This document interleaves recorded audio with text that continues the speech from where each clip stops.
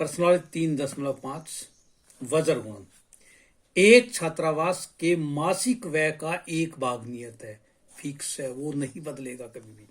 शेष इस बात पर निर्भर करता है कि छात्र ने कितने दिन भोजन लिया। मान लेते हैं मासिक व्यय जो हमने माना, जो निर्धारित है वो x रुपए, और प्रत्येक दिन भोजन का खर्च हमने मान लिया y रुपए। जब एक विद्यार्थी ए को जो 20 दिन भोजन करता है 1000 रुपए छात्रावास में व्यय करता है प्रश्नानुसार। ये नियत व्यय तो उसने देना पड़ेगा। एक दिन का भोजन का खर्च y रुपए है, उसने भोजन खाया 20 दिन, तो हम उसने 20 y रुपए दे दी, तो दोनों का जोड़ 1000 रुपए कह रहा हूं। जबकि एक अन्य विद्यार्थी 26 दिन भोजन करता है, नियत व्यय तो देना पड़ेगा, मासिक व्यय तो देना पड़ेगा x, और एक दिन भोजन का y है, वो रहा 26 दिन, तो 26 y, और रुपए दे दिए उसने 1180। तो इसका मतलब x जमा 20 y माइनस 1000 बराबर 0, x प्लस 26 y माइनस 1180 बराबर 0। हम उसी तरीके से a1 लिखेंगे 1, b1 20 और c1 माइनस 1000।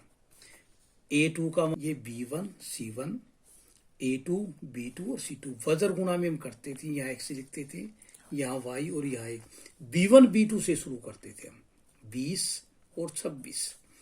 फिर उसके बाद c1 c2 आता था 1180, फिर a1 a2 और b1 b2 से ही खत्म कर देते हम। x पहले हम इन दोनों की गुणा करते थे, माइनस 0 0 23, माइनस फार्मूले में होता है माइनस 26 बराबर है ए वाई, इसकी गुणा माइनस 1000, माइनस फार्मूले में है अपना ये माइनस 1180, 1 बटे ये 26 माइनस के 20, x बटे 23,600 minus minus plus y minus 1000 plus 1180, 1 बटे 6। अगर हम इसको घटाएंगे 0 0, 10 में से 6 गए 4, 5 में से 3 गए 1180 में 1000 गए 180, 1 बटे 6। अगर x का मान निकालते हैं तो 2400 यहां चला जाएगा 6, और y का मान निकालते हैं 180 यहां चला जाएगा, 6 से डिवाइड करेंगे 400 और 6 से करेंगे 30। तो इसका मतलब जो मासिक व्यय है वो तो अपने पास 4000 रुपये आ गया जो नियत है, और प्रतिदिन भोजन पर जो खर्च है वो 30 रुपये आ गया। दूसरा पाठ, एक भिन्न 1/3 हो जाती है। हमें पता है भिन्न में हम एक तो अंश लेते हैं, पता होगा, और एक हर लेते हैं, और भिन्न होती है अंश बटे हर। ये पीछे हमने पिछली वीडियो में हमने किया हुआ क्वेश्चन। जब उसके अंश में से एक घटा जाए, इसमें से एक घटा दो, हर को मत बदलो, तो भिन्न क्या हो जाती है 1/3। एक तो समीकरण हम इससे बना लेंगे, वह 1/4 हो जाती है जब उसमें हर में 8 जोड़ दिया जाए। अंश न्यू का न्यू रखो, हर में 8 जोड़ दो, तो भिन्न क्या हो जाती है 1/4। इसकी आर पार गुणा करके एक समीकरण इससे बना लो, दोनों समीकरणों को हल कर दो। चौथे क्वेश्चन का तीसरा पार्ट, यश ने एक टेस्ट में 40 अंक अर्जित किए, 40 अंक मिले उसको। जब उसे प्रत्येक सही उत्तर के 3 अंक मिले, मान लेते हैं उसके सही उत्तर x हैं और गलत उत्तर y हैं, 3 अंक मिले और अशुद्ध का 1 अंक काट लिया गया, तो उसे कितने अंक मिले 40। हमने मान लिया सही उत्तर x हैं और गलत उत्तर y है। सही उत्तर के उसको 3 अंक मिल रहे हैं, तो इसका मतलब 3x अंक मिल गए।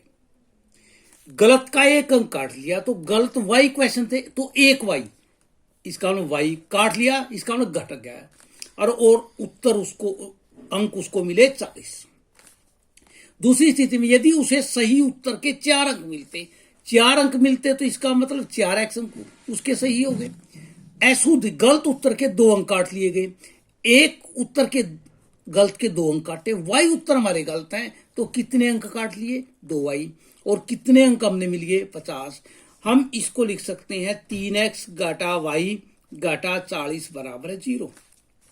इसको हम 2 से भाग भी कर सकते हैं अगर करना चाहें, तो 2x घटा वाई 25।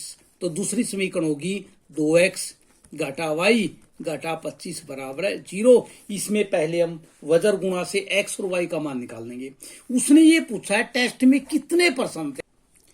एक राजमार्ग पर 2 स्टेशनों ए और बी के बीच की दूरी 100 किलोमीटर है। एक कार ए से चलती है, दूसरी कार बी से चलती है, चलना प्रारंभ कर देती है। यदि कारें भिन्न भिन्न चालों से एक ही दिशा में चलती हैं, एक ही और दोनों चलेंगी, तो वो 5 घंटे पश्चात आपस में मिल जाती हैं। यदि कार विपरीत दिशा में चले तो 1 घंटे बाद मिल जाती हैं। कई मैथ में ये पार्ट नहीं है उसका, अगर नहीं है तो वो लिख लिया जाए। यदि कार विपरीत दिशा में चले तो 1 घंटे बाद मिल जाती हैं। दोनों कारों की चाल ज्ञात कीजिए। हमारे पास ए और बी पर 2 कार हैं। हमने ए पर कार थी तो उसकी चाल मान ली x किलोमीटर प्रति घंटा, बी पर जो कार थी उसकी चाल मान ली y किलोमीटर प्रति घंटा। इनके बीच की दूरी 100 किलोमीटर। अगर वो एक ही दिशा में चली, एक ही दिशा का मतलब ये कार भी इस तरफ जा रही है, ये कार भी इस तरफ चल रही है। मान लेते हैं ये कार सी पर मिल जाती है। जब एक ही दिशा में चलेंगे सी पर मिल जाएंगी। तो ये कार 1 घंटे में x किलोमीटर चलती है, तो ये कार 5 घंटे में कितनी दूरी तय करेगी? 5x kilometre.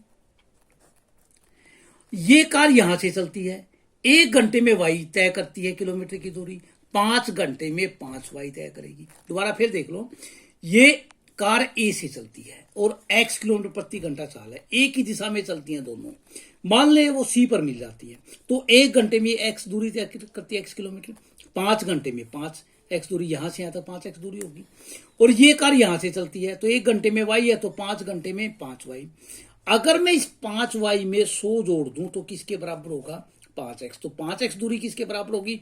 5y जमा 100। तो पहली समीकरण बन गई 5x बराबर है 5y जमा 100। 5 से भाग कर लो, 5 एकम 5, 5 एकम 5, 5 पे 20, सभी को एक साइड लिया, x घटा y घटा 20 बराबर है 0 के। अब दूसरे पार्ट में हम दूसरे पार्ट की बात करते हैं। ये कार ए पर है और बी पर है, इसकी चाल x किलोमीटर प्रति घंटा है, इसकी y किलोमीटर प्रति घंटा है। ये कह रहा है विपरीत दिशा में चलती है, एक इस साइड आएगी एक इस साइड आएगी, दूरी है 100 किलोमीटर। ये कह रहा है 1 घंटे बाद 2 मिल जाती है। 1 घंटे में इसने x किलोमीटर तय कर दी और 1 घंटे में इसने y किलोमीटर, तो दोनों ने मिला के कितनी दूरी तय कर दी? 100। तो x जमा y बराबर है क्या होगा? 100। तो x जमा y घटा 100 बराबर है 0। अगर ध्यान से देखें, यहां a1 का मान 1 है, a1 का मान 1, b1 का मान -1 और c1 का मान -20। a2 का मान 1, b2 का मान 1 और c2 का मान -100।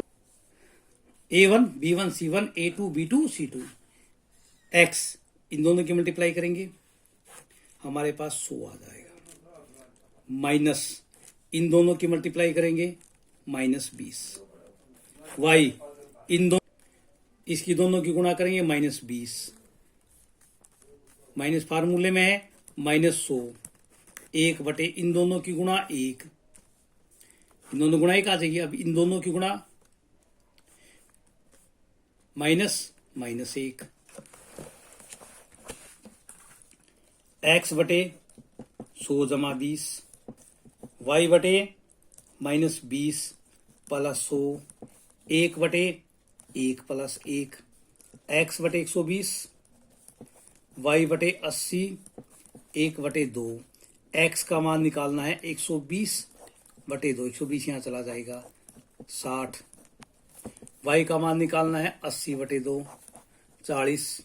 ए पर कार की चाल आ जाएगी 60 किलोमीटर प्रति घंटा और बी पर कार की चाल आ जाएगी 40 किलोमीटर प्रति घंटा।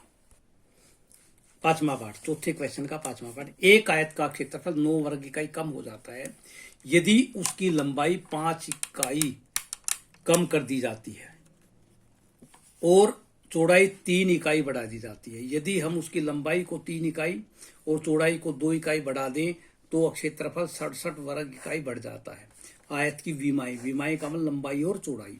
हमने आयत की लंबाई x इकाई मान ली, चौड़ाई मान ली y इकाई, तो क्षेत्रफल होता है लंबाई गुणा चौड़ाई xy वर्ग इकाई। लंबाई 5 इकाई कम कर दी, लंबाई x थी और 5 घटा दे, x घटा 5 होगी। चौड़ाई 3 इकाई बढ़ी, चौड़ाई y थी तो y जमा 3। क्षेत्रफल पहले अपना xy था, कितना कम हो गया 9 -9। x की y से गुणा करो xy, x की 3 से गुणा करेंगे 3x, -5 की y से -5y, -5 की 3 से 15xy -9। सभी को एक साइड ले आऊंगे हम, 3x -5y -15 -xy जमा 9 बराबर 0।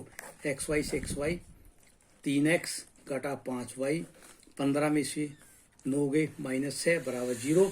दूसरे पार्ट में यदि लंबाई 3 इकाई बढ़ा दी जाए, लंबाई x थी, x जमा 3 होगी, चौड़ाई 2 इकाई बढ़ा दिया जाए, 2y जमा 2।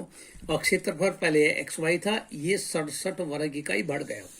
x की y से गुणा करेंगे xy, x की 2 से करेंगे 2x, 3 की y से करेंगे 3y और 3 दूनी 6 -xy और -67 बराबर 0। xy से xy कैंसिल हो जाएगा, 2x जमा 3y, 67 में से 6 गया 61। अब देखो a1 का मान अपने पास 3 है, b1 का मान -5 है और c1 का मान -6, a2 का मान अपने पास 2, b2 का मान 3 और c2 का मान -61। हम b1 b2 से शुरू करेंगे, b1 b2 c1 c2 a1 a2 b1 b2 पे खत्म करेंगे। पहले x का मान निकालेंगे, इन दोनों की गुणा करेंगे, x बटे 305 जमा 18, y बटे -12 प्लस 183, 1 बटे 9 प्लस 10। x का मान ये 323 हो जाएगा, y 171 19। हम इसको यहाँ ले जाएंगे, x का मान 323 बटे 19 और y का मान 171 बटे 19। 19 में 171, 19 से कम 19 थे 133। लंबाई अपने पास 17 इकाई और चौड़ाई अपने पास कितनी आ जाएगी 9 इकाई।